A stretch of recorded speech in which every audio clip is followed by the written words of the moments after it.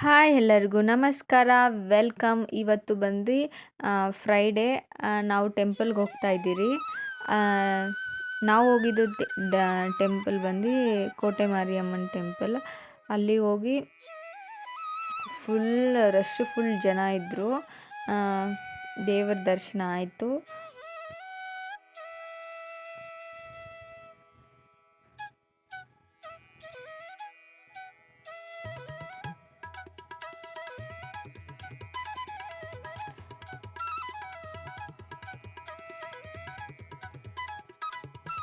ನಾವಿಲ್ಲಿ ಬಂದು ಪ್ರಸಾದ ತೆಗಿಯೋಕ್ಕೋಸ್ಕರ ಕ್ಯೂವಲ್ಲಿ ನಿಂತಿದ್ದರೆ ಲಾಸ್ಟು ಪ್ರಸಾದ ನಾವೇ ತೊಗೊಂಡ್ರಿ. ಅಷ್ಟು ಜನ ಇದ್ದರು. ನಾವು ಅಲ್ಲಿಂದ ಆಮೇಲೆ ಅಮ್ಮ ಮನೆಗೆ ಹೋದ್ರಿ.